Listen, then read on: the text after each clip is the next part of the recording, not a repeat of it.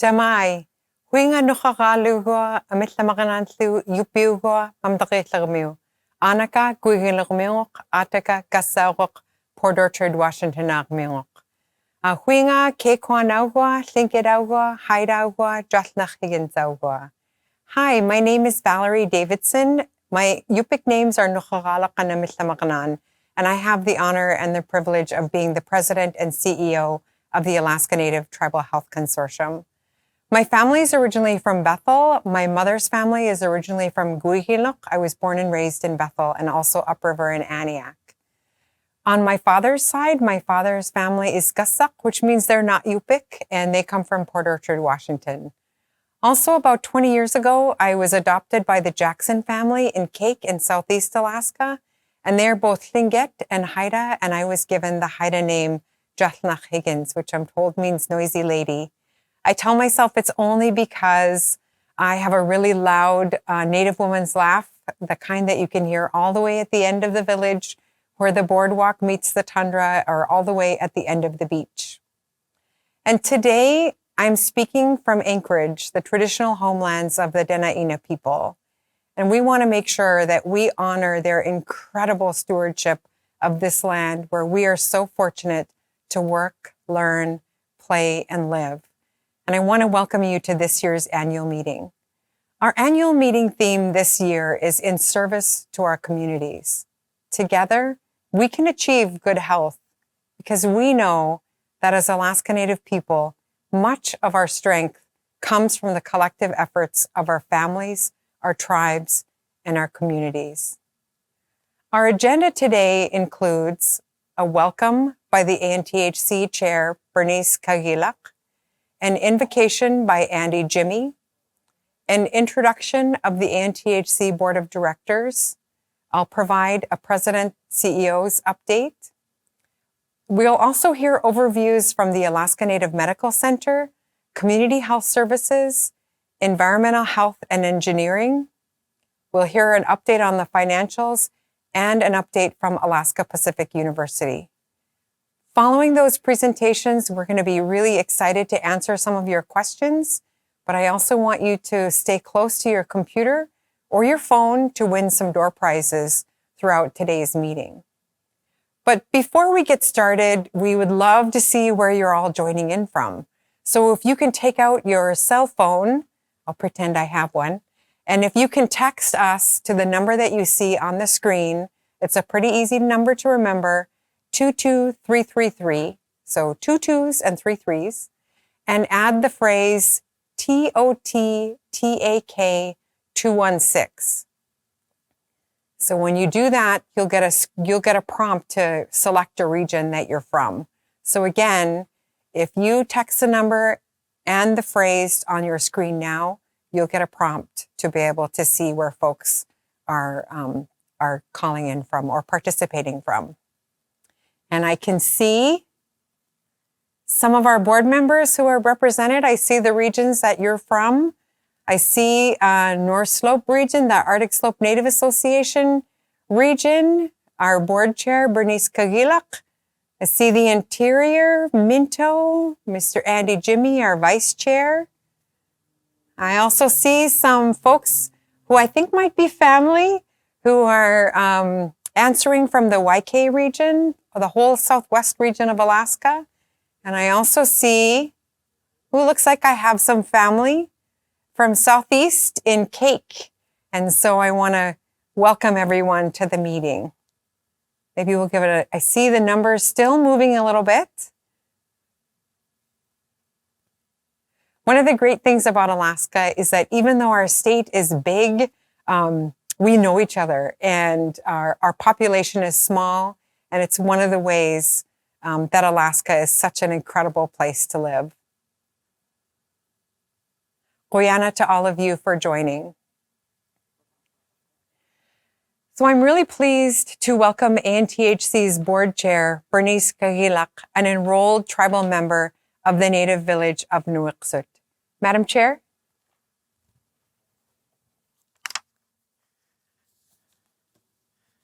Ariga, Koyanakpak, Pakalagipsi, Kuyanak parakip si Ilati Rossi, phone kun, naga kakisarak kun.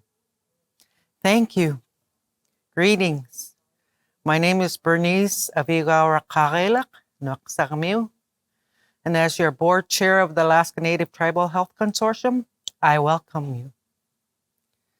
The COVID-19 pandemic has impacted all of us in every way that we do business and continues to do so. So we acknowledge those who continue to fight this illness. And remember those whom we have lost. And with that, we offer a moment of silence.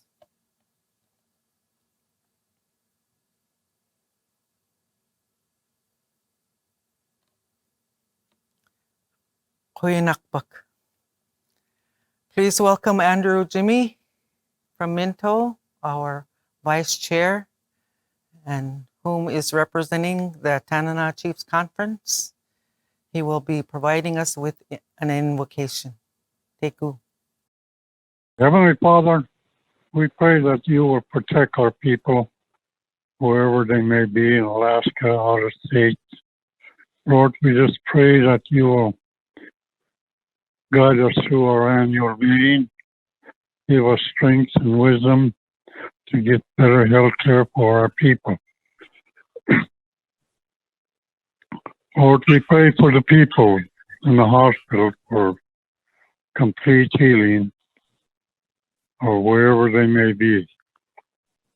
Lord, we just give you all the praise and the glory. Lord, we thank you for all the blessing that we received in the past.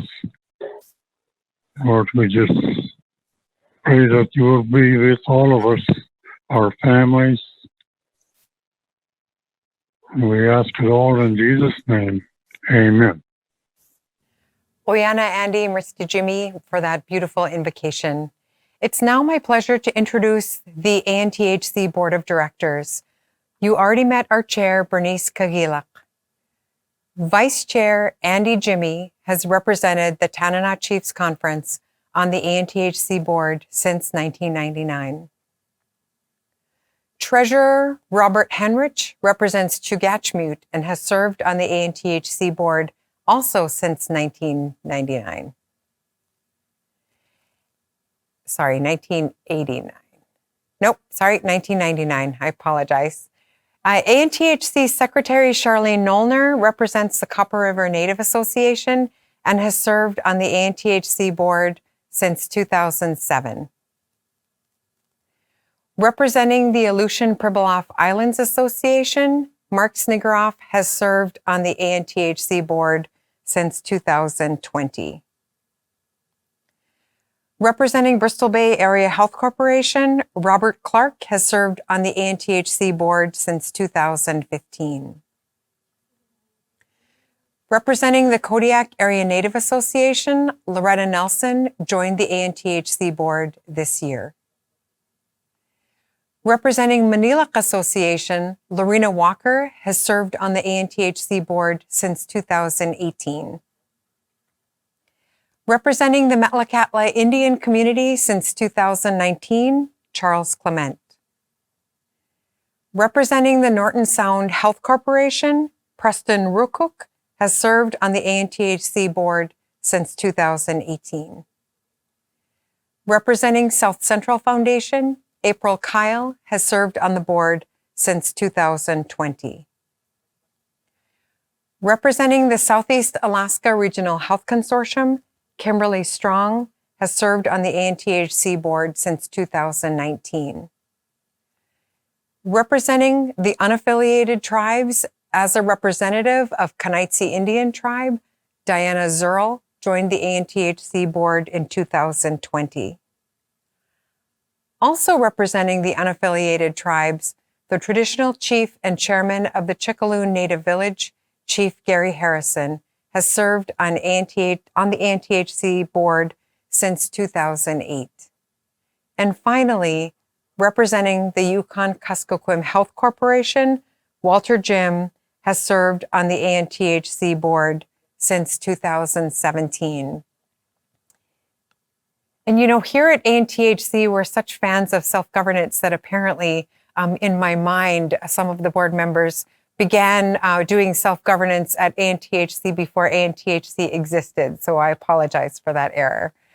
But I do want to express on behalf of the organization and all of us really, our thanks and appreciation to the ANTHC Board of Directors for their incredible leadership and for their commitment to providing and improving the health and wellness of the people that we serve. So I want to remind folks again to please register if you haven't already done so at anthc.org/annual meeting, or you can hold your phone up to that QR code and registration will be open until 1:30. And registering also enters you for door prizes. And the other great thing about registration is that you can also submit a question. And we really appreciate your understanding that questions really need to be submitted through those links below or on the Zoom Q&A window in order to protect confidential health information. Our virtual annual meeting is also being streamed on the ANTHC YouTube channel, and it's being recorded. So you can watch it anytime on the ANTHC YouTube channel. And I would encourage you to tell your friends and your family so that if they want to learn more about ANTHC, they have the opportunity anytime again on ANTHC's YouTube channel. So today, we're going to hear updates about the Alaska Native Medical Center, Community Health Services, Environmental Health and Engineering. We'll also hear the 2021 annual ANTHC financial report, and we'll also hear from the Alaska Pacific University. I also want to introduce our staff. Monique Martin just joined ANTHC. She actually rejoined ANTHC in a new role as Chief of Staff. Marissa Flannery has graciously agreed to be Special Advisor to the Office of the President. Dr. Bob Anders is the Alaska Native Medical Center Administrator. Bryce Akagi serves as Interim Chief Financial Officer. David Beveridge serves as Senior Director of Environmental Health and Engineering. Kirsten Kolb serves as Chief Administrative Officer. Rob Lynch serves as Vice President of Legal Affairs and General Counsel. Gerald Moses serves as Vice President of Intergovernmental Affairs. Allison Reed serves as Chief Ethics and Compliance Officer. And so you can see that information also on our website. So after the reports today, we're going to host a question and answer session. So we'll bring those folks back up live to be able to answer your questions. But first, if you will allow me to be able to make some comments as President and CEO about this last year.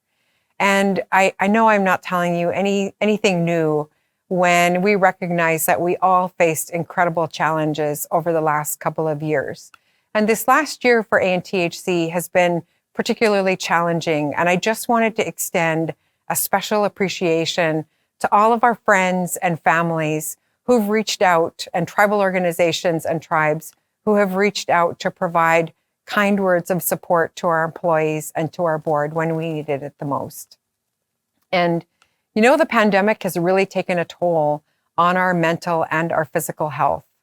And a lot of it really was unknown. We hadn't experienced a pandemic, well, at least not in my lifetime, of such epic proportions. I sound like a teenager when I say epic. I sound like my kids. Anyway, together with our families, communities, and tribes, we really listened and acted to the best of our ability. And as we learned more and more about the virus and the mutations that happened, the recommendations changed. It seems like they changed constantly. Were we wearing masks? Were we not wearing masks? But in partnership with tribes, local governments, state and federal agencies, our communities came together to minimize the spread of COVID-19. And it was a scary time, and we all pitched in with one goal: keeping our families and communities safe. And so we did really practical things. We masked up. We maintained social distance. And when it became available, we also deployed the COVID-19 vaccination throughout Alaska. And we prepared the best we could, pulling our resources together, whether it was personal protective equipment or PPE, access to testing equipment and necessities, including food and access to clean water. Tribes and the Alaska Tribal Health System came together to make sure that families and communities had what they needed. The last couple of years, we've heard over and over and over again in the news, on TV, on the radio, that we needed to wash our hands often, singing the ABC song long enough to be able to keep our families safe and to wash our hands constantly. But we also know how hard it was for families to hear that message when you don't have running water in your home. And so we really had to be creative. The environmental health and engineering team developed and installed the mini pass system to homes, making hand washing much easier. And we are so excited that the new infrastructure bill that was recently signed into law will help to get access to clean water and wastewater services in every Alaskan community. And for those who live in communities who've never had running water, we really join you in your thought, it's about time. And we look forward to lots of running water and many flushings of those kuns to keep our children and our families and communities safe. So we also know, as I said before, the last 2 years has really taken a toll on our physical and mental health. And we heard you repeatedly identify the need for culturally responsible behavioral health services in your homes, because we were all in our homes during much of the pandemic. The ANTHC board championed this priority, and we are so proud to announce ANTHC's new behavioral health wellness clinic. And for now, we're offering telehealth services for adults. And just because you hear the word telehealth doesn't mean that there's any special equipment required. You can actually simply call 1-833-642-2492, or if you're here in town in Anchorage, you can call 907-729-2492. You can also visit our website at anthc.org/BHWC for Behavioral Health Wellness Clinic. You can see that information on the screen. We're also excited that we're going to begin providing services, behavioral health services, to adolescents in a few months. You know, our teams across the country, across our state, really throughout the country, pulled together to do what was needed during the pandemic. And I just wanted to provide a really big shout out to some staff here at ANTHC who really did incredible things. The purchasing and procurement staff, for example, who secured personal protective equipment, testing machines, and supplies. And they also expedited shipping to our tribal health partners. The ANMC testing and laboratory teams who really worked around the clock to provide testing services and lab results so that our families could take steps to isolate, to quarantine, and stop the spread of the virus. The environmental services team who increased cleaning efforts to ensure a safe medical campus, getting rid of any trace of the virus. Employees who quickly shifted literally on a moment's notice to telework to maintain operations from home, which also provided appropriate distancing to support hospital and clinical operations. The frontline health professionals, oh my goodness, who did not have the choice to work from home and instead stood in the path of this virus on a daily basis. And we want to acknowledge both the clinical and emotional care that you provided to patients and their families. Often, you were there to hold a loved one's hand, whispering silent prayers and taking a moment to grieve when a loss happened. You also celebrated when the care you provided allowed a loved one to return home. And we also know that too often No matter what was happening around you, you still had to put on a brave face because others needed you now in that moment. And we know that that effort has taken a tremendous toll. And so, Koyana, to all of the ANTHC employees for bringing the light in the darkness by supporting our people, our communities, and each other. We appreciate you so much. And we also appreciate our board who stood behind the employees, making sure that they had what they needed at all times. To ensure the safety of the people that we serve here on campus and in your communities, ANTHC employees are now vaccinated for COVID-19, except for a few who have a medical exemption. So Koyana for ensuring that. And now we're going to hear from Dr. Bob Anders, administrator of the Alaska Native Medical Center, who will provide a live update on COVID-19 and what you can expect when you're visiting the Alaska Native Medical Center. Bob? Thank you, President Davidson. And thank you, everyone, for joining us today. Like President Davidson noted, COVID-19 has really dominated our activities over the last year and a half. We've had to make significant changes multiple times depending on the situation in the state, as well as the changes with the variants in the virus. Currently at ANMC, we have 14 active COVID-19 inpatients. We have an additional 13 patients who may no longer be in their infectious period, but still require hospital level care. That has varied over the last year and a half multiple times. The highest counts we had were over 40 active COVID-19 inpatients. As the situation has changed over time, we've had to change our protocols multiple times. Right now, because the case counts in the community are going down, the hospitalizations are going down, we're starting to loosen restrictions again, where appropriate. When you come onto the ANMC campus, whether you're here in Anchorage or traveling in from the regions, you will notice in housing, we have to have a limitation on the number of people, and we have one care partner or escort that's allowed there. And I know that can be challenging, but in order to ensure the safety, we have to do that.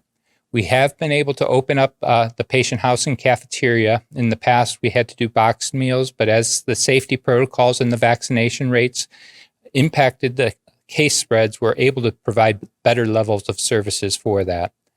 We are doing screening at all the entries or in the clinics, and I appreciate your patience as we ask those screening questions. It's really necessary for our safety, as well as ensuring that everyone is masked, even on campus, whether you're vaccinated or unvaccinated. When you're on campus and indoors here, we do require masking as well.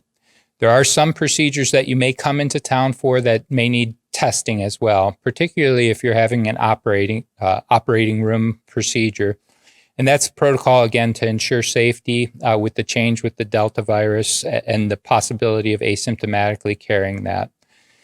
So with all that, we continue to assess the external environment. As many of you are aware, there's new variants being found, and we may need to change again. We still know that vaccination is one of our best prevention and protection mechanisms, and we've seen that in the hospitalizations where vaccination has really protected many people. So I appreciate President Davidson. I appreciate everyone at ANMC in the last year and a half who've done incredible work, and thank you. Koyana, Bob, and we appreciate you and your team at ANMC too. So Koyana for that update. So let's do our first prize drawings. Since I want to remind you that since prizes are considered taxable, there's no escaping the IRS. We will need some additional information from you before you can collect your prize. And prizes will be were drawn electronically from those who registered at anthc.org/2021 annual meeting.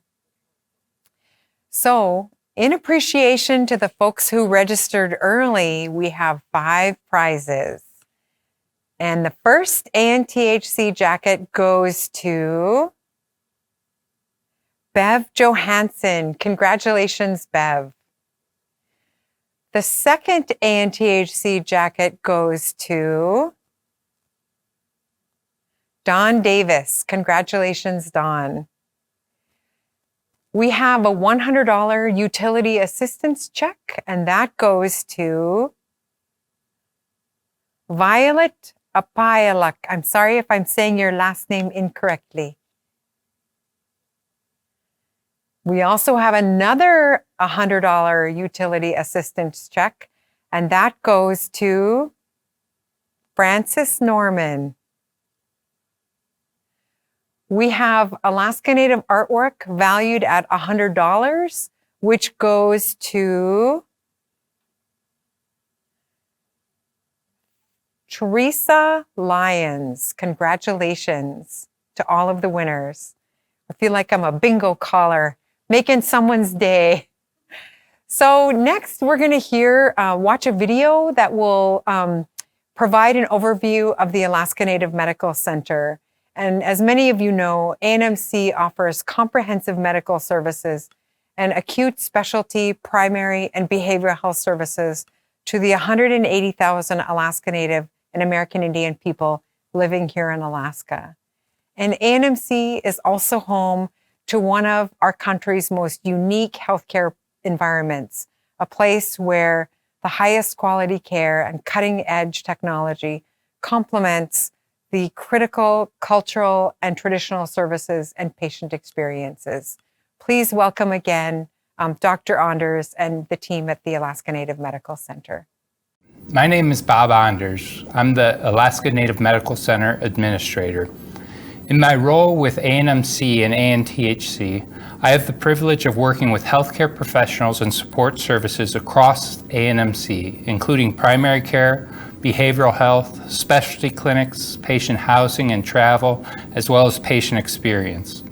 ANTHC co-manages the Alaska Native Medical Center with South Central Foundation. We also work extensively with our statewide tribal partners, as the mission of ANMC is to fulfill the mission of ANTHC and SCF by working together with the Native community to achieve wellness by providing the highest quality healthcare services for all Alaska Natives. This year, ANMC continued to address the challenges related to the COVID-19 pandemic. But we are also proud of the fact that our facility was able to provide ongoing healthcare services not related to the pandemic with limited disruption. ANMC staff had an especially challenging year with the increased volume of patients. Their resilience, hard work, and dedication to serving the patients that needed care is inspiring. ANMC was able to accomplish this continued high-quality care while also receiving our 3-year reaccreditation with Joint Commission, as well as instituting new technologies in surgery and working through elective surgery backlogs. Going forward, our priority will be to continue to increase and deliver high-quality healthcare services. In order to do that, we think the focus on the next year should be on our staff morale, retention, and recruitment. In order for us to provide the highest quality care, we need the best people here, and we want to be the employer of choice when people are looking for jobs in the healthcare environment. You'll now hear from ANMC staff sharing their work from this past year, including stories of the COVID-19 vaccine rollout across the Alaska Tribal Healthcare System, patient housing's incredible hospitality during the pandemic, the ANMC's lab's support of COVID-19 testing not only at the hospital, but across the state, as well as some exciting new surgical technology at ANMC. The hardest part about the pandemic for patient housing has been the constant changes. The biggest one for guests, I think, was the cafeteria. We went from guests coming down to the cafeteria using their meal card as they wished and getting the meals that they liked, to 2 days later having to change to preset boxed meals for every single guest. And that process was a lot for both our food service team as well as our operations team, because not only did we have to change the way we're doing service, but we had to guess how many meals we were going to need each day. So we did have quite a bit of meal waste just from guests that weren't there during a meal period or guests that had opted to eat out that night. We operated with meal boxes for 1 year and 2 months, and now the cafeteria is opened partially with limited options so that guests can use their meal cards and come and pick their options again. We had to change operations to where we were not allowing visitors in patient housing, and we were also not allowing additional guests. So our housing rooms were restricted to patient and medically approved escorts. So our team went through a lot of changes. We had some that just didn't want to stay because of fear of the virus. We had some that were there. They adjusted to every single change. I feel like my team has become stronger as a result of it. I have a good team behind me. ANMC purchased a surgical robot in March of 2021 this year to broaden the types of minimally invasive surgeries that we can do. What this means is shorter recovery times, meaning shorter time that they're in the hospital, shorter time before they get to go home, less pain. In addition to shorter recovery time, the robot allows us to filter out surgeon tremor and also allows us to access parts of the body that would be performed blindly or by feel only. The surgeon console has HD vision, 3D vision, and a significant magnification. So again, we're able to see the fine details of the surgical steps or anatomy, very precise surgery. ANMC's acquisition of the robot is just another example of how we're dedicated to providing the best care possible for our patients. The laboratory started planning for COVID as early as December 2019, which is months before public health emergency was declared in the United States. And we were the first hospital laboratory in Alaska to go live with our COVID testing. By the end of April 2020, we had acquired 3 large high-capacity molecular analyzers for COVID testing, and a few months later, we acquired our 4th large high-capacity COVID analyzer. And for the first 6 months of the pandemic, we were probably the largest testing capacity hospital laboratory in the state of Alaska. Other facilities had not developed that same kind of testing capacity. And so we opened our doors to our tribal partners. They were welcome to send us as many COVID samples as they wanted, and we received thousands of them a day. And we were able to maintain a turnaround time of 48 to 72 hours for our tribal partners and for ourselves here at ANMC to meet the travel and procedural mandates that the state had put in place. I'll never forget the day we received that first shipment of the COVID-19 vaccine. The ANMC pharmacy staff were ready. That's the word that comes to my mind. We had been preparing for months, and we were excited to be part of that historic moment. We also were viewing it as, at that time, hope for a potential end to this pandemic and how important that was to our people and to our staff, and that was really important to us. The COVID-19 vaccine, being an mRNA vaccine, presented unique challenges in that we had to be very careful with the handling of the vaccine itself in order to make sure that the integrity of the vaccine stayed intact during the handling, the storage, and the shipping process.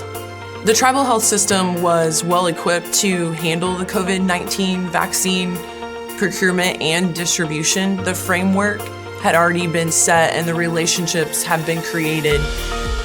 All of the little nuances of getting the vaccine out to our most remote villages and how we could do that in a timely fashion, safely, to ensure that everyone was able to receive the vaccine.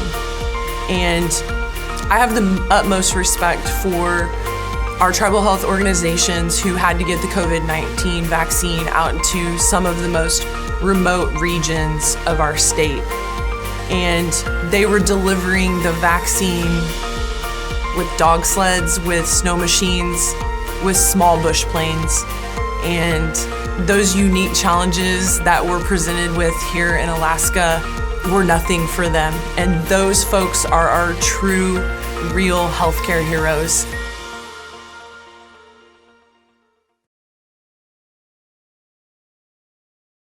Brianna, Bob, and the ANMC team It was so good to see so many people from around the state. I want to give a shout out to our friends at the Yukon-Kuskokwim Health Corporation. I saw some folks in the video. I recognized the Bethel Airport. And I also wanted to give a shout out to all of those in tribal health who participated on calls on a daily basis, sometimes several times a day, to be able to adjust to be able to talk about what your community needs were. And those meetings still happen every week today. So, Koyana. I also wanted to let you know that at the end of all of the presentations today, we're going to take some questions. And again, to ask a question, simply type your question into the Q&A box on Zoom or by registering at anthc.org/annual. And you can see that information at the bottom of your screen. Next up, a brief overview from the Division of Community Health Services, or CHS. And CHS monitors and improves the health of Alaska Native people by providing wellness, education, and prevention, and conducting research on important health issues. Staff monitor trends in death and illness and develop comprehensive regional and community-based solutions for priority health issues. CHS offers preventive health services and programs to elevate the health status of Alaska Native people and communities. Please welcome Kirsten Kolb, Chief Administrative Officer, and the team at CHS. Hello, my name is Kirsten Kolb, and I'm ANTHC's Chief Administrative Officer. In my role, I work with departments across the consortium supporting the health priorities in partnership with our tribal health organizations. I also guide the work of the Community Health Services Division. Community Health Services work includes programs in wellness and prevention, the Alaska Native Epidemiology Center, research, behavioral health, and our training programs, community health aid training, dental health aid training, and behavioral health aid training. Prior to the pandemic, much of the work that happened in community health services happened in person, connecting with people from across our tribal health organizations. While limiting travel to rural communities has continued, I'm proud of the ways in which our ANTHC staff have been able to adapt the work they do to continue supporting our partners and in sharing important health information. We've continued to host educational opportunities. This year, we put on over 60 trainings for our staff and those in our tribal health organizations. Additionally, in our training facility, we had over 376 enrollments in our BHA training in FY21. We had 71 health aides enroll in our community health aid training, and this year we graduated 4 dental health aid therapists and started a new class of 6 students. In addition to that overview, we're pleased to share stories directly from community health staff about the opening of the Behavioral Health Wellness Center, about bringing together our training programs in our Education and Development Center, and the important work our staff does to provide training and first aid tools to save lives from opioid overdoses. I'm so proud of the work of our Community Health Services staff this last year in advancing our health priorities and connecting with communities across Alaska. So the iknowmine.org website has a variety of resources in education and different pages with information related to substance misuse. We've been able to also send out about 600 Narcan kits across Alaska to both urban areas and then rural areas as well. Narcan is easy to use. It's not harmful to the end user, even if an opioid overdose isn't happening. Narcan is also easy to carry and can be added to any community response kit like a first aid kit. ANTHC uses a harm reduction approach in its services because we value the unique needs of Alaska Native people. You know, we see these community members not just as numbers, they're people. They're our aunties, they're our uncles, they're our cousins, our mothers, fathers, sisters, and brothers.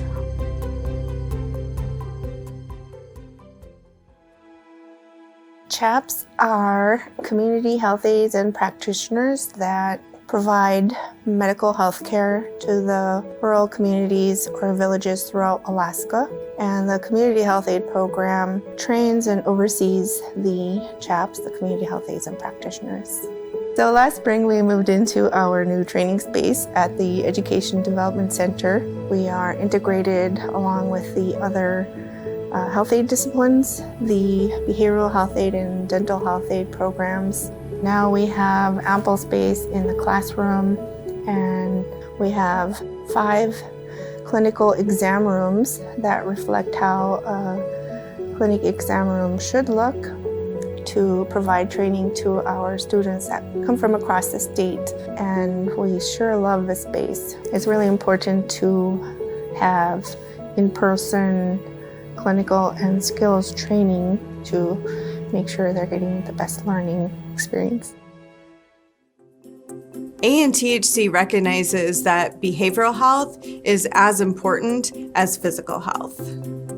So the need for behavioral health service delivery out of ANTHC has been apparent for quite some time. There's been a lot of discussions about how we might be able to open up a clinic here. By providing telehealth services, we're able to provide care to people the day that they reach out to us for that care. It means access to care for rural Alaska. Being able to have qualified providers available to every region and community in Alaska is just, it's not possible. So telehealth has really opened up an opportunity for folks to receive care that they wouldn't be able to receive otherwise. We want people to be able to easily turn to a service when something is going on with their emotional health and be able to access that care without any questions, without wondering if they're experiencing enough distress for the help. We are here to provide for the everyday behavioral health needs of Alaska Native people living across the state. If we're not the right service for somebody, we're going to try and help get that person connected to the care that's most appropriate for them. The Behavioral Health Wellness Clinic is part of the continuum of care that ANTHC provides to the people that we serve.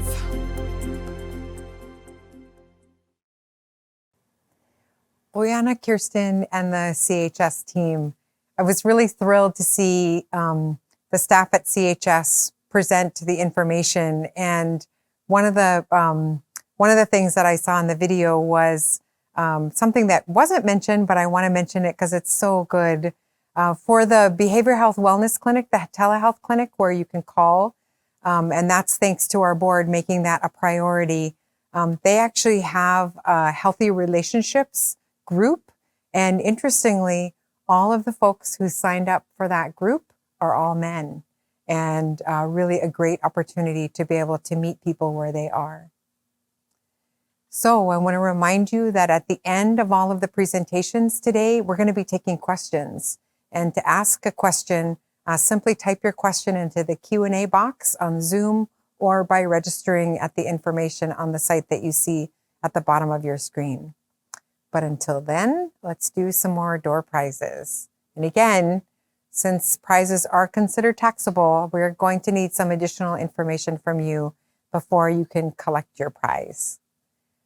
So the first one, an ANTHC jacket, goes to Mary Kennick. Newton Mary. Another ANTHC jacket goes to John Kazevnikov. Congratulations, John. A $100 utility assistance check goes to Bessie Lee Weston. Congratulations, Bessie. Another $100 utility assistance check goes to Della Cini. Woohoo! Way to go, Ma. I'm related to her. I hope that doesn't disqualify her. Alaska Native artwork valued at $200 goes to Shala Kerrigan. I apologize if I've said your name incorrectly.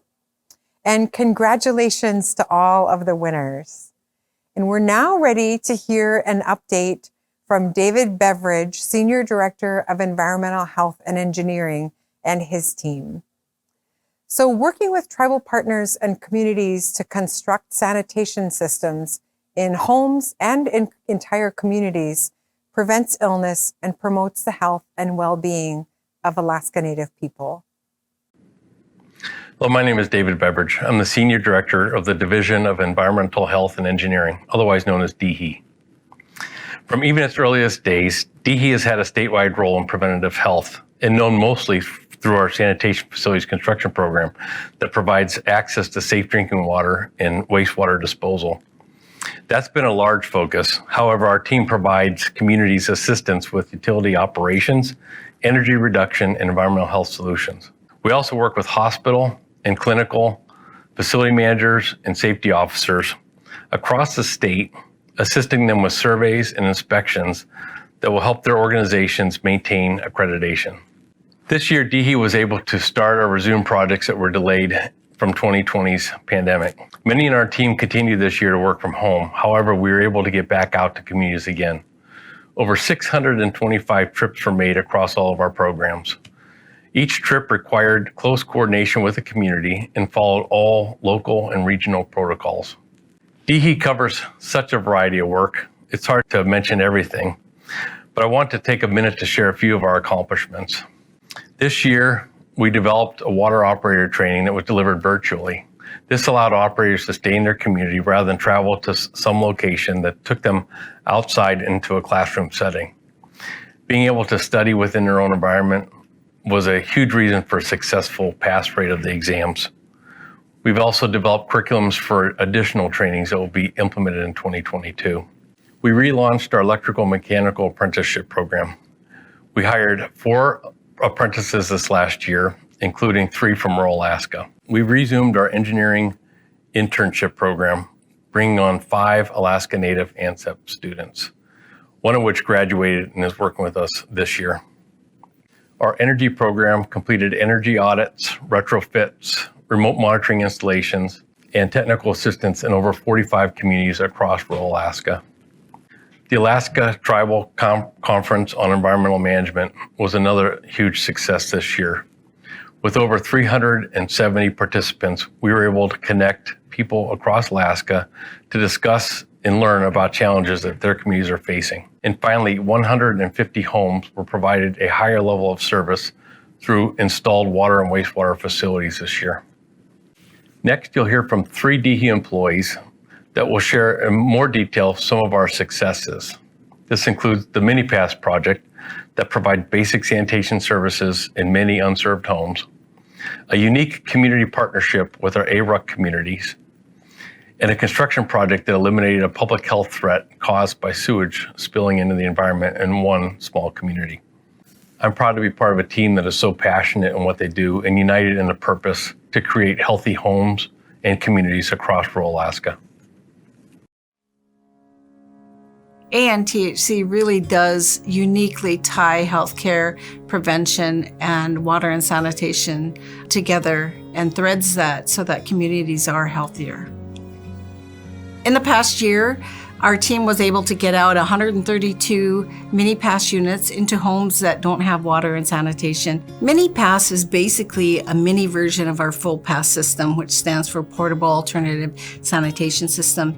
The in-home system for Mini Pass has a hand washing station that has 20 gallons of clean filtered water that is gravity fed to a sink. And the sink has a low flow faucet, so each time you wash your hands, you get clean water.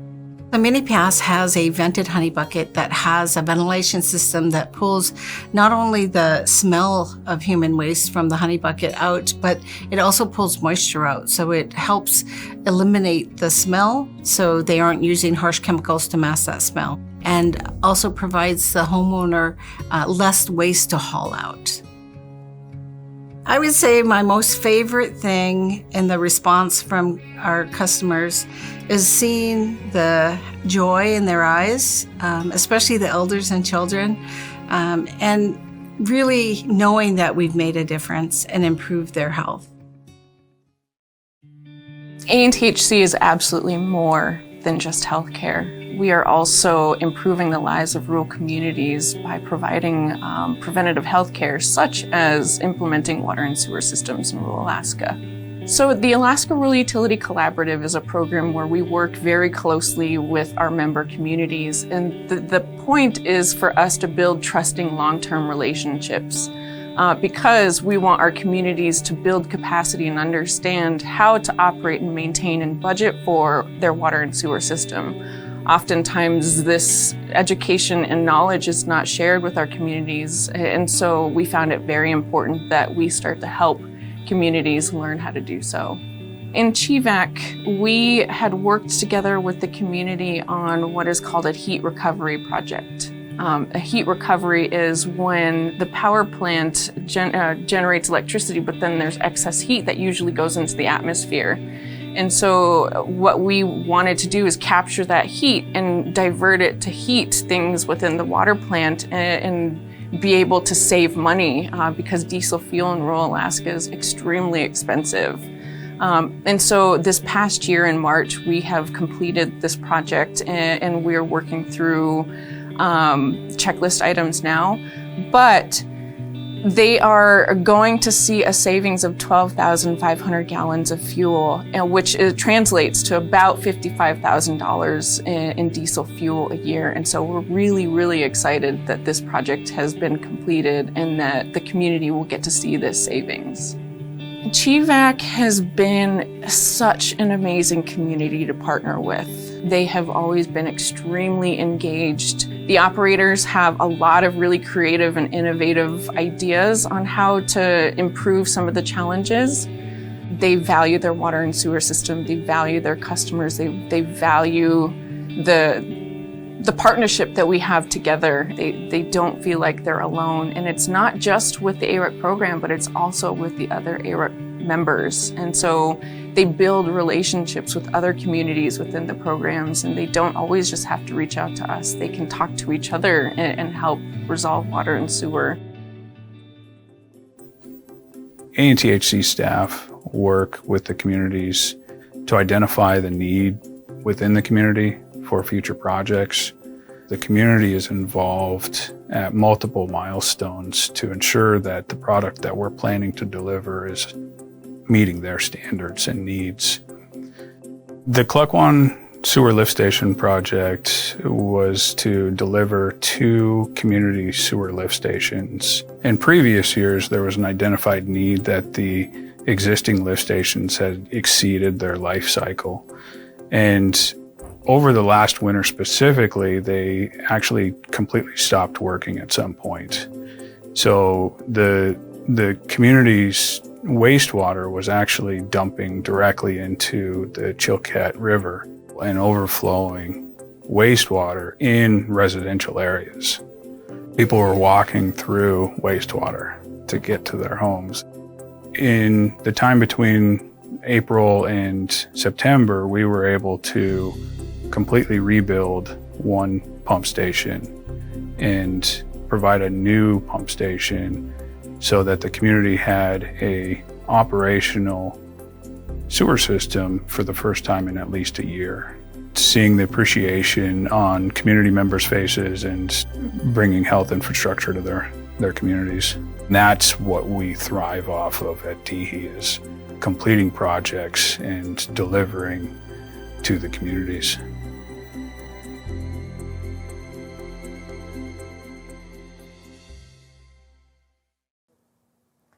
Oyana David and the Environmental Health and Engineering team for the update.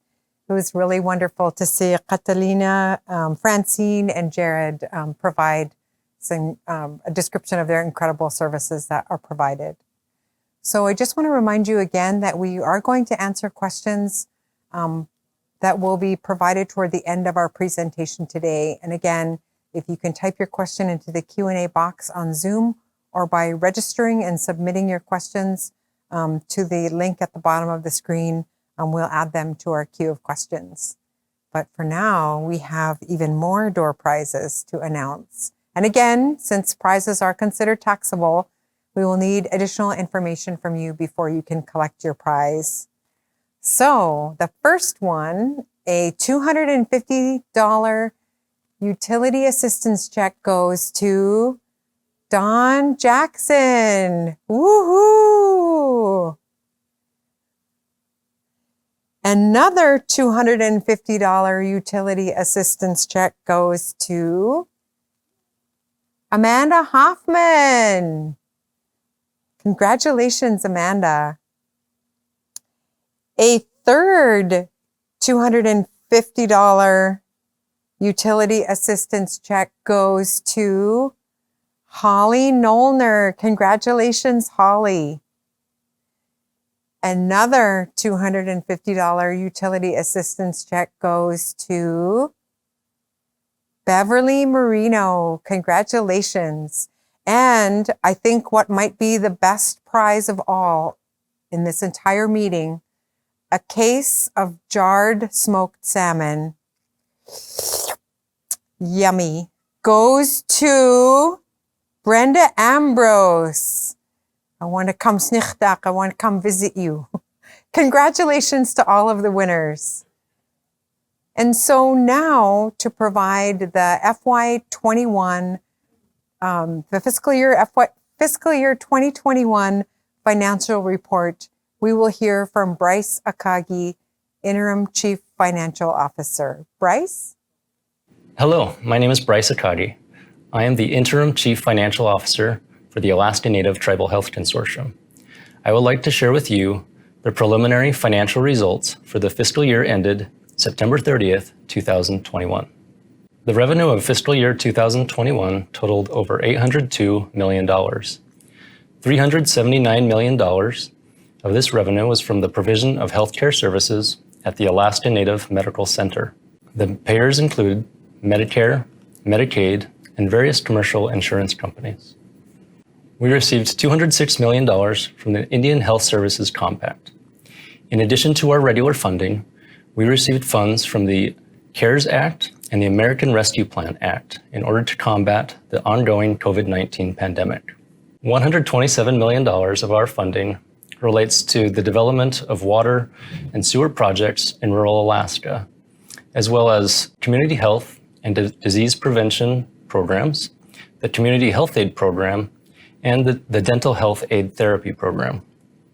The remaining revenue relates to various activities, including contributions and donations received by the Healthy Alaska Native Foundation through the Ravens Ball and other programs, tuition for the Alaska Pacific University, rental income from the Alaska Native Resource Development, and investment income from our investment portfolios. The expenses of fiscal year 2021 totaled over $748 million. ANTHC's largest division is the Alaska Native Medical Center. Expenses for ANMC totaled over $380 million.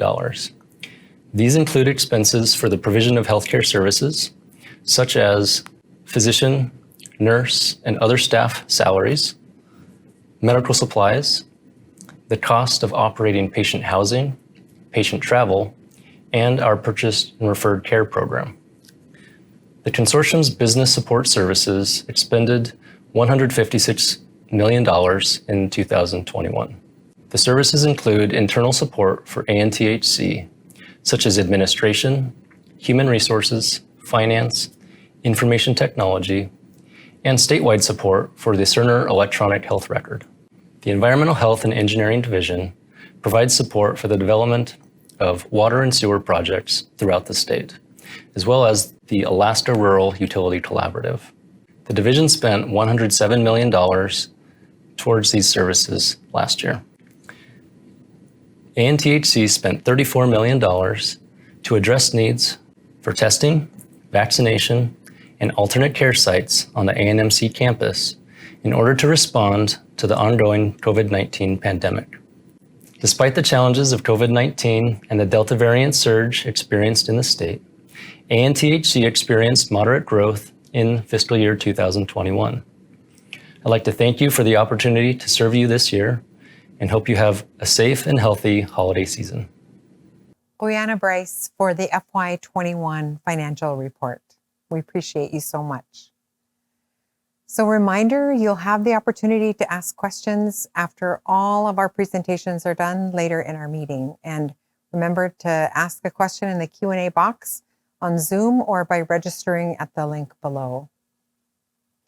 So in December of 2016, the Alaska Native Tribal Health Consortium and Alaska Pacific University entered into a strategic partnership.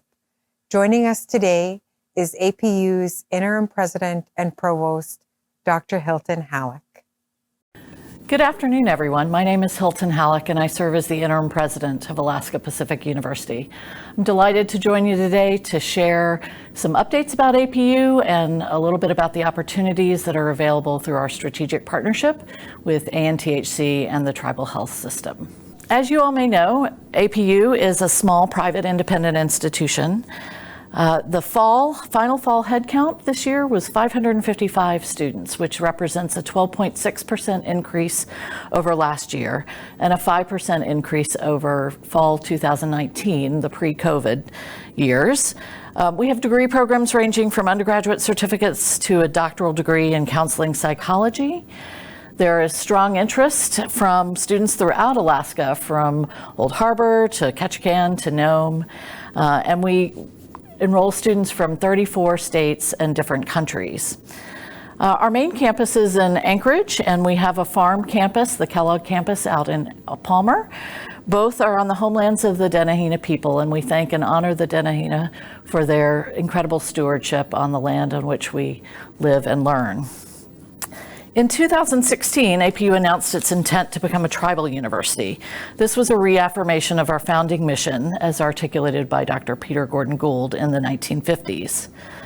Since then, we've been recognized as an Alaska Native serving institution based primarily on the percentage of students who self-identify as Alaska Native or American Indian. We also revised our Articles of Incorporation and added new members to the board so that we qualify as a tribally controlled university. 3 years ago, we established an Elders Council with representatives from throughout the state. They continue to be active, advising programs and faculty, working on a curriculum project with CITC, helping coordinate events like our ANCSCA at 50 series, and engaging with students in classes and other activities.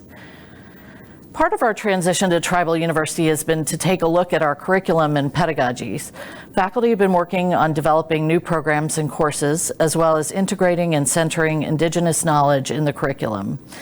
Some examples of new courses include a class on traditional plants and medicines, a course called Indigenous Knowledge in the Sciences, professional development course with the Alaska Conservation Foundation and USGS based on Indigenous land stewardship. And we have many other courses that have integrated traditional knowledges. Faculty and staff have engaged in workshops on decolonizing education and cultural knowledges. The latest faculty development workshop, for example, was on restorative justice and Indigenous peacemaking. Making sure our campus is welcoming both for our students and as a gathering place for the larger community has also been important to us. And so despite COVID, we've been working on art on campus. Our galleries are active with shows by Indigenous artists. We found additional funding for a renovation of our Rural and Alaska Native Student Success Center, and we've been making other improvements to our campus. I want to highlight some of the strategic milestones that we have reached over the last year. We have just wrapped up our FY21 financial audit, and it was another strong year for us. We netted positive in our operating and saw a significant increase in our net assets. Some of that comes from a strong investment performance and other assessment of our land value. We, over the last year and a half, we used some federal funding that we received for COVID expenses, as well as FEMA funding and our other insurance money to make repairs necessary from the 2018 earthquake. And we've also been able to accomplish some deferred maintenance related to COVID, including some adjustments to our ventilation systems.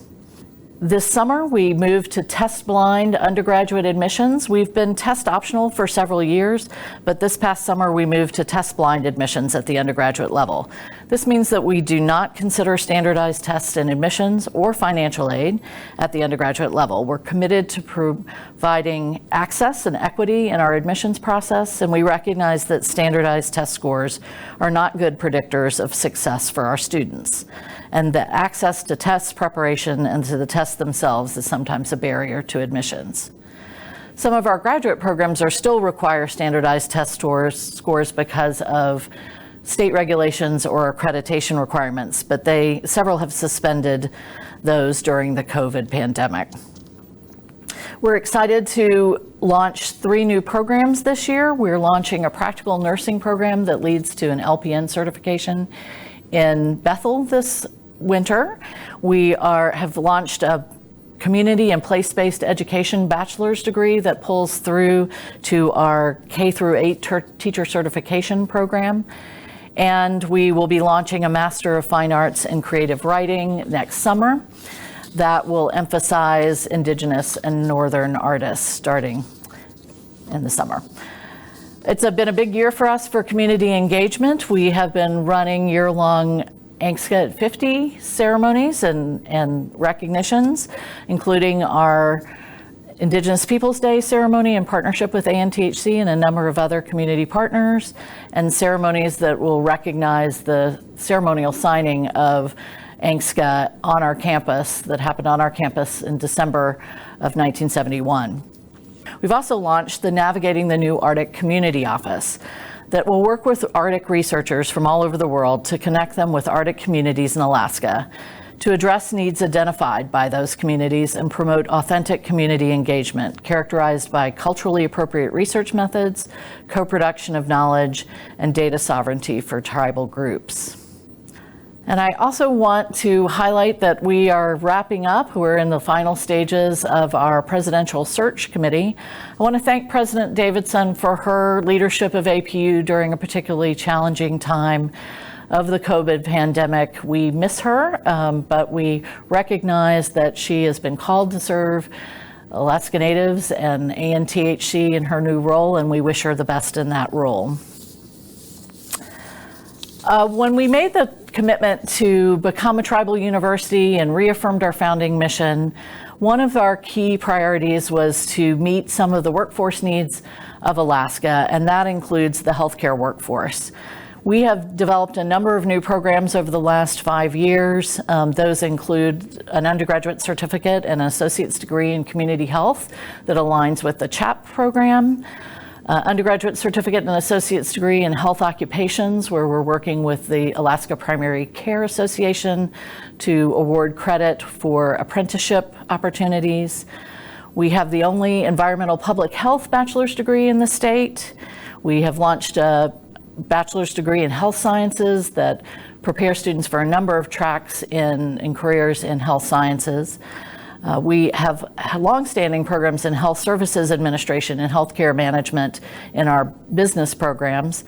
And we have launched 3 nursing programs over the last 5 years, the LPN, which will start in Bethel in the spring, and the associate's degree and an RN to BSN bachelor's degree in nursing. The nursing programs have really taken off. We will be also expanding offerings for the associate's degree in Utqiagvik starting next fall. We also provide professional development opportunities for the tribal health system through our Alaska Native Executive Leadership Program, the ANTHC LEAD program, and we also offer simulation training for a number of healthcare providers in our nursing sim labs. I want to highlight the opportunities that are available at APU through the Alaska Tribal Health System Scholarship. The APU Alaska Tribal Health System Scholarship is available to all employees or board members of any Alaska Tribal Health organization and their dependents. And this slide gives a link to the information that's on APU's website about those opportunities. Since 2017, we have had 187 unique recipients of the Alaska Tribal Health System Scholarship. That started from 31 in 2017-18 to 103 in 2020-21. So we've seen great increase in interest in that. There were 81 Alaska Native Tribal Health Consortium match scholarships that went with those Alaska Tribal Health System scholarships. We have awarded over $1.9 million in these scholarships since 2017, and we've seen, again, a great interest in those, and I think that helps to make our education affordable for our partners in the tribal health system. I want to thank you again for the opportunity to update you on APU and our work that we do with the tribal health systems. If you have any questions about the presentation or any of the programs at APU, feel free to contact me at the information on this last slide. Juliana Hilton for that APU update and for your very kind words. And I just want to remind you all that, it's never too late to go back to school if you started, or to start and get your degree or certificate from APU. And there are some students who are incredible who finished that undergrad degree in 4 years. I was not one of those students. I took a little break, stepped out for a little bit, and I finished my undergrad in 6 degrees, and then later on went to graduate school. One of the things we've heard from folks is that during the pandemic, you may have been working in a job where you thought, really admire those healthcare professionals, and maybe I'm interested in being a nurse. And I will tell you that if you apply to APU, we have incredible opportunities, and you are almost guaranteed a job. And so never too late to go back to school, never too late to start in the career that you've always wanted to be in. So, Koyana again to APU. So we're almost ready to answer your questions. And again, Koyana to those of you who've submitted a question during registration. And again, to ask a question, simply type your question into the Q&A box below on Zoom or by registering on our website at the link below. But first, I think we have our last prizes, not quite, almost last prizes, but we do have prizes that are drawn electronically. Again, I did not pick the winners, but from those who registered for the meeting, and since those prizes are taxable, we will need additional information. And so, the first prize, I think we have Alaska Native artwork valued at $300 goes to Janine Garcia. Congratulations, Janine. We also have a $500 utility assistance check, which goes to Carla Nyakpuk. Congratulations, Carla. We have another $500 utility assistance check that goes to Galina Mandrigan. Congratulations, Galina. An iPad goes to Raina Paul. Congratulations, Raina. 20,000 Alaska Airlines miles goes to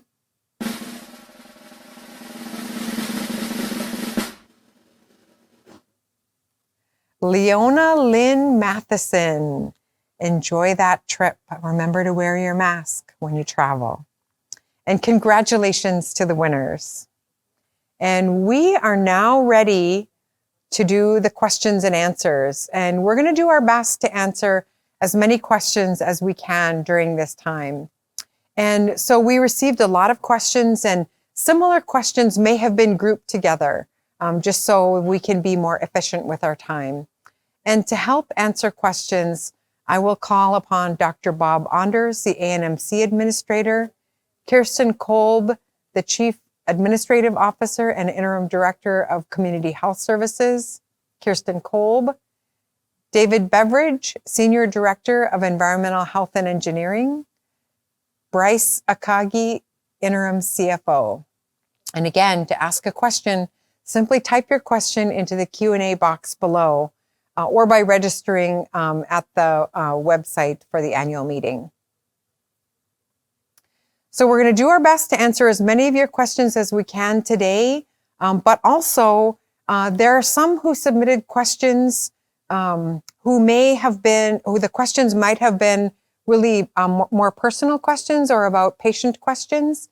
And for those, since you did register, we're going to be able to reach out to you after that, because we want to make sure that we protect your confidential health information or the confidential information of the person that you asked your question about. So you're going to be hearing directly from staff after this meeting regarding your question, just to protect patient confidentiality. So today's meeting is also for our tribal health partners and our tribes to ask questions, and tribal members to learn more about programs offered by ANTHC.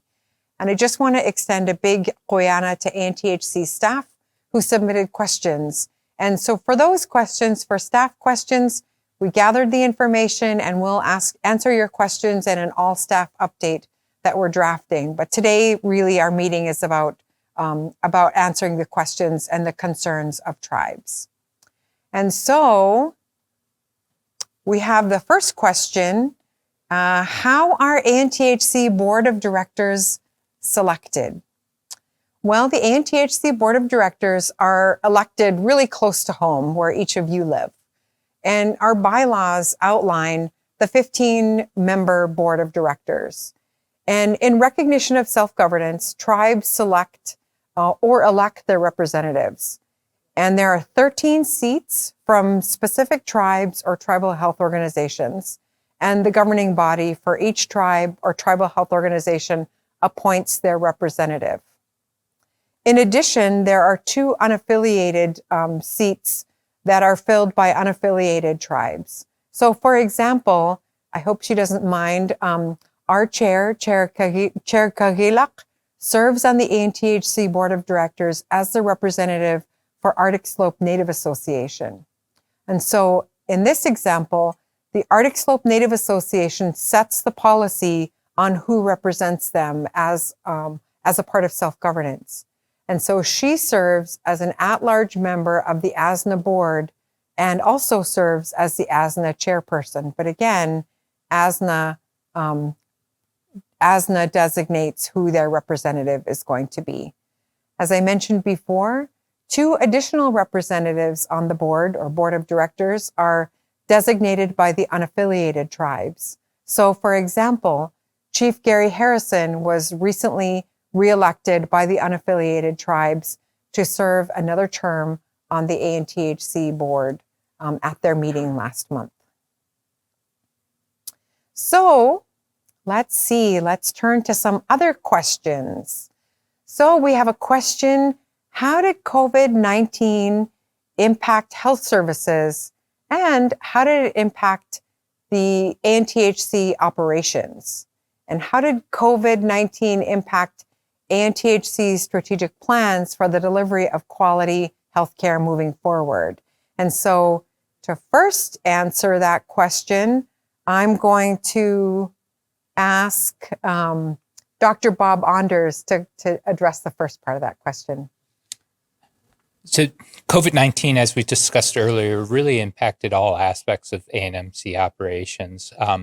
We have a large workforce here in Anchorage, but they're also members of the community. So particularly prior to vaccination availability, we had many workers who were impacted either contracting COVID or requiring quarantine or isolation because family members or exposures at home. The impacts have lessened now that we have 100% or nearly 100% vaccinated workforce, or at least everyone who is eligible to get it has received the COVID-19 vaccine. So those day-to-day impacts are less, but we still see that impact in operations as daycare centers may close, as schools may close and open, and that has impacted our workforce. Most significantly, we have had employees that may have required medical care or may have been impacted significantly with family members or others who have passed related to COVID, much like other communities have seen. And that morale standpoint, I think, has been the most significant impact. We have never been in a situation where we've need to work as hard for as long as we have with this COVID pandemic, and that has impacted our staff and the healthcare workforce, not just at ANMC, but across the country as well. So thank you, Val. Oyana, Bob. And as you can imagine, before I ask Bryce to come to the podium, we received so many questions regarding the impacts of COVID-19 on patient care, safety measures for patients and staff, and the organizational health of ANTHC. And the impacts, COVID-19 really impacts nearly every aspect of our personal lives, healthcare delivery, and our economy. And we are constantly reviewing how to provide services while protecting patients' communities and staff. And so now I would like to ask Bryce Akagi, our interim CFO, if he could also answer that question as well. Bryce? Thanks, Val. There were significant impacts to the operations that varied by the different areas. So some of our areas had significant declines in patient volumes, such as our emergency department. For a long time, they were experiencing volumes as much as 25% below what they had before the pandemic started.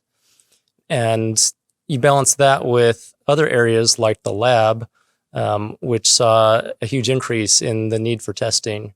So the economics of healthcare certainly changed during the COVID-19 pandemic and affected the amount of revenue we could bring in from our third-party payers, such as Medicare, Medicaid, and other commercial insurance companies. Another area that was significantly impacted was our supply chain organization and the team at the Regional Supply Service Center. They had to work extra diligently and tirelessly to make sure that they could bring in the personal protective equipment, the masks, gloves, and gowns to keep our caregivers safe, not only here at ANMC, but also to be able to help supply all of the tribal health organizations throughout the state. So despite a lot of the challenges posed by COVID-19, ANTHC continues to be financially stable and able to continue to serve the needs of the Alaska Native people. Thank you. Oyana Bryce. So we also have a question on how is ANTHC or ANMC working to improve communication with tribal health organizations? And we received some questions from patients, including others from the Yukon-Kuskokwim Health Corporation, Norton Sound Health Corporation, and also the Organized Village of Cake on improving the coordination of care for those who travel to Anchorage for services and keeping your local tribal health organization up to date on the care you received and the follow-up you need. We know that we need to do better caring for those who need to travel to Anchorage for care. And from the moment we start to set up travel arrangements to patients arriving at the Anchorage airport, riding the shuttle, and arriving at patient housing. Members of the Search, I want to give a big shout out to the Search Patient Experience Committee and the board who shared their concerns with us recently. And I said at that meeting, and I'll say it here, we really appreciate it when people tell us the truth about the experiences that they have here, because until we have the truth, we don't know where we are from an individual and patient perspective, and that information allows us to be able to do a better job of meeting your needs. We also recognize that we need to double down and improve our efforts to be able to we're going to keep up all of our efforts to do better and ensure a better experience for those who are traveling to Anchorage. And we appreciate your trust that you have in us. And we hope that as you're traveling to town, you also work with your regional tribal liaison who can provide a little bit more information. But before I turn it over to Dr. Bob Anders, I did want to mention that we have a new app. It's called Tinitun, Tinitun, and perhaps later we can put it up on our website. If you look for our website, you'll be able to find that information. And it's really a wayfinding app, which means how do you get from one place to another? And you can download it on your iPhone, or you can also download it on your Android phone. For those of you who are maybe a little bit more old school, who don't have those cool snappy gadgets, my mom always teases me, if my iPhone is so smart, then how come it's being not so smart? We do have some kiosks available on campus that will help you, that also have the Tinitun app located on it so that you can help to navigate from one place to another. And then the other thing I wanted to make sure that you knew is this week, we completed the purchase of the University Lake Spring Hill Suites so that we can ensure that we provide more rooms for patients who are traveling for medically necessary travel. And with that, I'll ask Dr. Bob Anders to provide a little bit more information on the question. Guyana Bob. Thank you, President Davidson. And thank you for those questions. Like President Davidson said, I think we hear you because we have heard from other groups, including Search's patient experience group, as well as the clinical directors on a statewide basis and the ANTHC board of directors, that care coordination and that communication that is connected to that is critical in us delivering a good patient experience and delivering good care. I've worked in tribal health systems since 2008 and previously worked for Kodiak Area Native Association. And even when I started, that care coordination was an issue. Now working at ANMC, I also see where the challenges are. We are focused on that, particularly it's one of our, in specialty clinics, one of our FY22 goals to improve that. In order for us to improve the care coordination, there are many pieces to it, including the travel management piece, the housing, the transportation, and actually getting in here and having one or multiple appointments coordinated. So it's going to take us some time as we take a comprehensive look at this, but I want to acknowledge that we're aware that this is an ongoing issue and that it will be a focus of our efforts in FY22 to streamline the process and ensure that communication goes back both to the patients and to the regional tribal health organizations, and that we ensure that that care is well coordinated. Thank you. Brianna, Bob. So we received another question. Please provide information on the funding allocated to tribes through the infrastructure bill signed by the president, including water and sewer projects, local hire, and how projects will be selected. And we received a number of questions about the infrastructure bill that was recently passed by Congress and the funding allocated to tribes.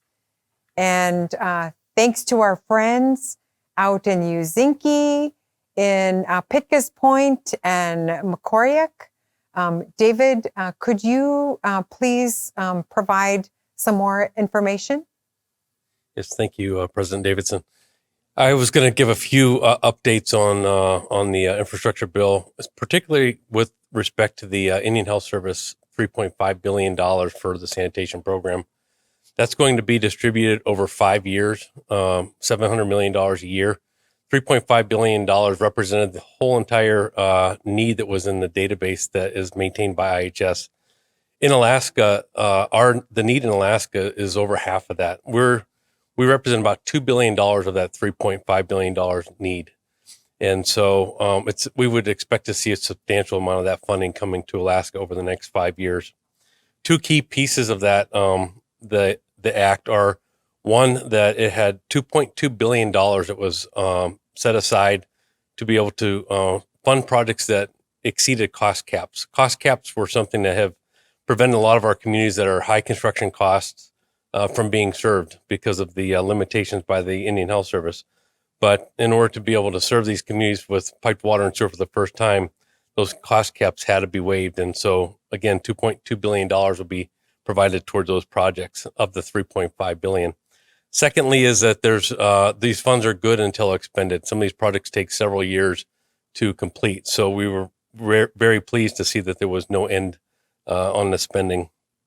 What that will allow, though, is that we can provide service to these unserved communities and finally get running water into the homes. And so we were fortunate enough with the America Rescue Plan Act funding that came in to get ahead of that a little bit by doing some comprehensive engineering reports that we're going to be starting on. This funding will also be used for aged infrastructure. So a lot of communities have been piped for quite a while, and they have existing water and sewer systems that are corroded and leaking. We saw earlier in the video one small community that had wastewater leaking through the community. So projects like that are also on this list that could be funded. Of course, the benefits for this of the funding being provided by this bill or this act is that the public health benefits, very high impact on the positive health outcomes, but there's also the economic impacts as well. both to the local community and to the regions. We, in carrying out our projects at DHE and at ANTHC, recognize the value of local labor on our projects. Some of the best projects that we do are the ones where we have the most local hire. So we intend to do that as much as possible. And where we're calling in contracts to perform the work, we'll be including language in those contracts that would encourage local hiring to the maximum extent possible. Currently, there wasn't much language about how projects on the list would be selected, and IHS is going through a tribal consultation process to determine what that will look like. So we'll know more about how the projects on that list will get selected, but we are planning to participate in that consultation process.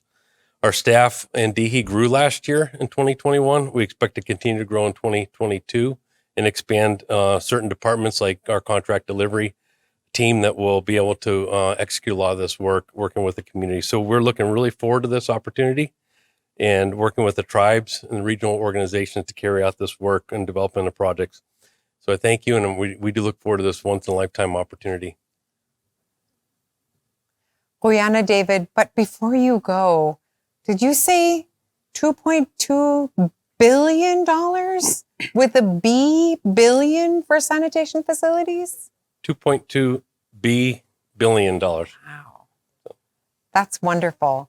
So those of you who use a honey bucket, I know I had a honey bucket for many, many years as a child, know that honey buckets have nothing to do with honey. And it is so nice to know that that funding from Congress and from this federal administration will finally allow us to bring running water to all of our communities in Alaska. Guyana David.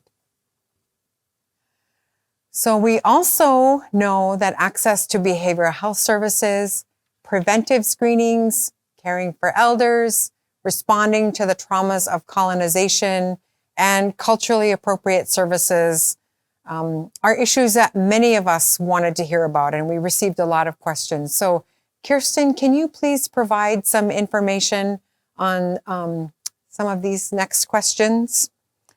So one of those questions is on behavioral health services. Can you answer what services are currently being provided for our youth? Thank you, Val. That's a great question. Earlier today, you did hear about the Behavioral Health Wellness Center that we started this year that we're so proud of. And we're really looking forward to beginning to serve adolescents in the coming months. And so that's one service that we'll be able to provide to youth.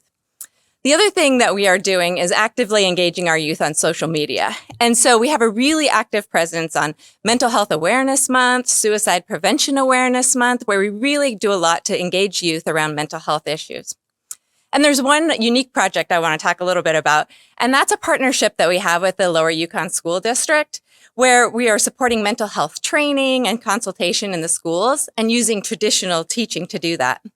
You know, we're always looking for ways to engage youth on the topic of mental health, and we'll continue to do that over the next year. Guyana, Kirsten.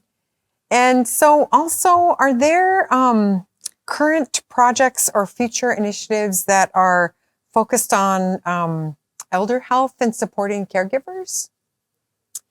Yeah, elders provide the connections that to our families, our communities, our culture, our language, and they're so incredibly important. And it's really, our elders deserve those special services when they need them. And so we do currently have an elders program that organizes events and connects to our elders who are in long-term care facilities, assisted living facilities. They go on visits and provide lunches. Now, that happened a lot more pre-COVID, but since the pandemic, we've actually gotten really creative in continuing to connect with our elders through even phone calls. We provide elder care kits. In fact, we put together hundreds of elder care kits and sent them across the state this last year. And right now, we even have a holiday gift gathering for our elders that will be giving gifts to our elders who are in long-term care facilities across the state. So we just continue to look for ways to really connect with our elders and care for them because of the care that they have given us for so long. Guyana, Kirsten.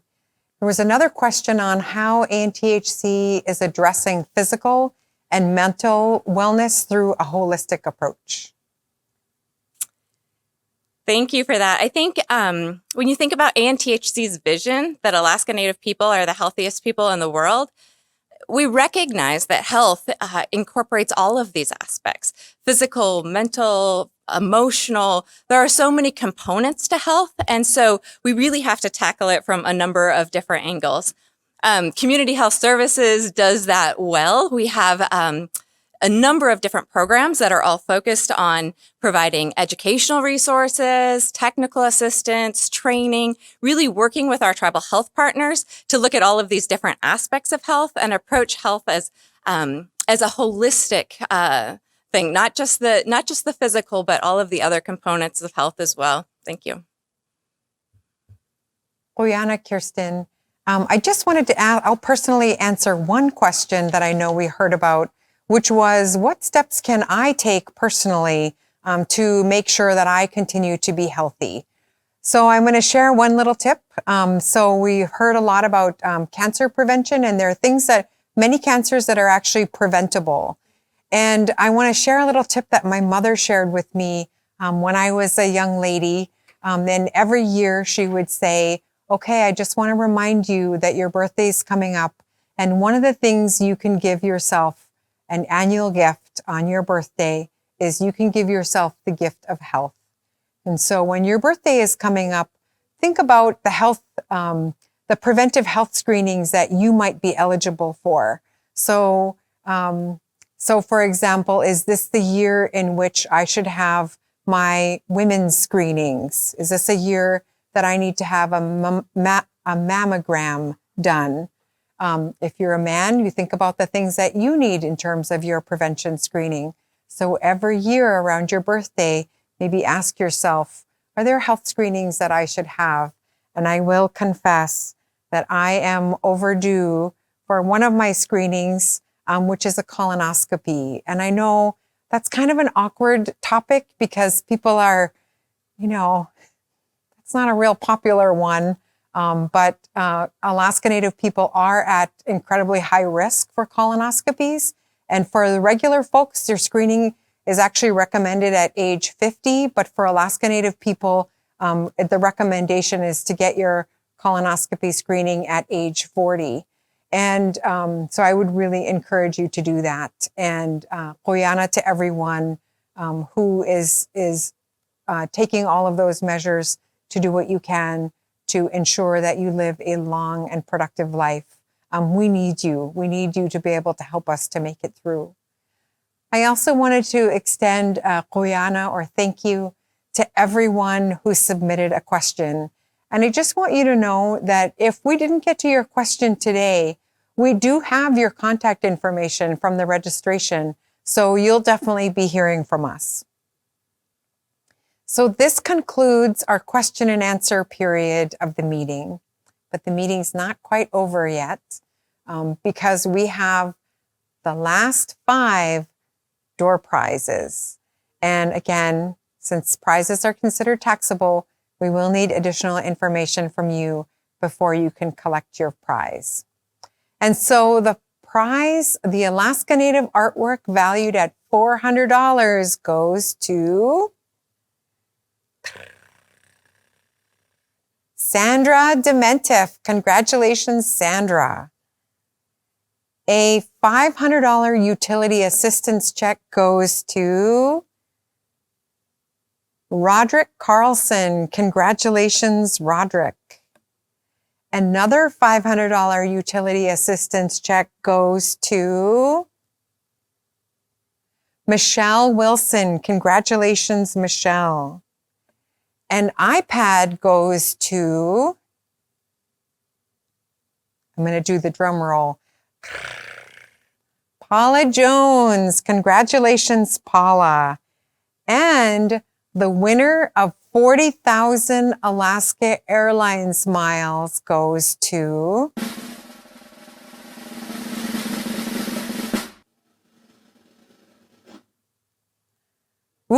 Patty Yaska. Congratulations. And I know those of you who travel will remember to wear your masks and to be safe. And I wanted to express Our congratulations to all of the winners. We're so excited for you.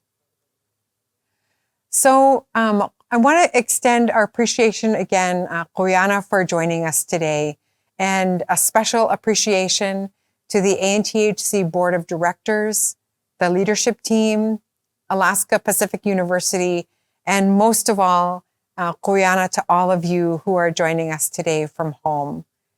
ANTHC's mission is providing the highest quality health services in partnership with our people and the Alaska Tribal Health System.